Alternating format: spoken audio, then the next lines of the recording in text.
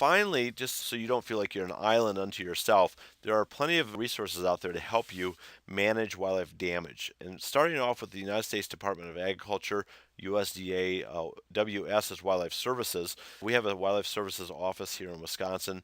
That is a federal office or federal agency primarily tasked with managing wildlife damage, mostly on public property, although they are also, or they can be invited onto private property.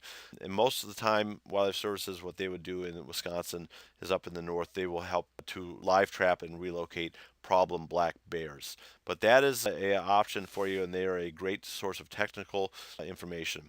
State wildlife agencies, our Wisconsin Department of Natural Resources, for example, also has a lot of very useful and helpful information, so you can turn to them as well.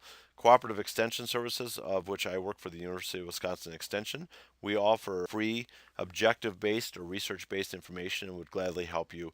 And for the most part, the USDA Wildlife Services, the Wisconsin Department of Natural Resources, and Extension all offer free advice. The last one, the NUCO, is the Nuisance Wildlife Control Operator, and that is also what's called a pest control operator. So a lot of times you'll find these organizations or these companies in your yellow pages under pest control, and they would, for example, if you had a raccoon in your chimney or a skunk under your deck and you wanted that animal extricated from your building, that you would call perhaps a pest control operator, and they would come out and they would perform the task for you, but they would do it for a fee.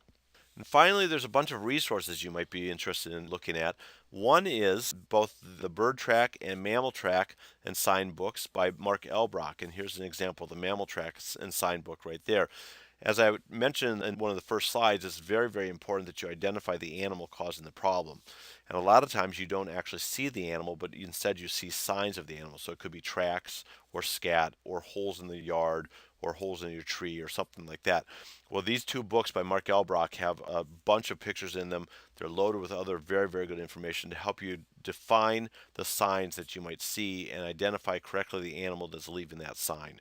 But also, there's a lot of good wildlife identification guides out there, both illustrated and photographic, that might help you identify the animal, not only to identify what type of habitat the animal occupies, the range the animal is found in, and things like that. But if you actually do see the animal and you may not recognize the animal, these wildlife identification guides will be very, very useful to help you identify that animal.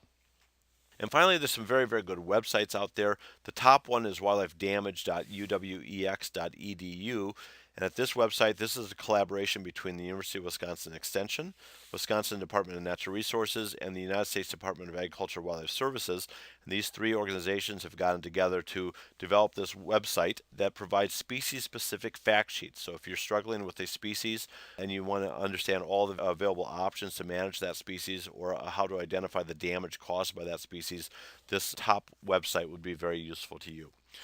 The middle website is a clearinghouse for all things related to wildlife damage management and is also science-based, as is the top website, the wildlifedamage.uwex.edu. Both of those websites are science-based, but the ICWDM, the Internet Center for Wildlife Damage Management, is a clearinghouse for all things wildlife damage management.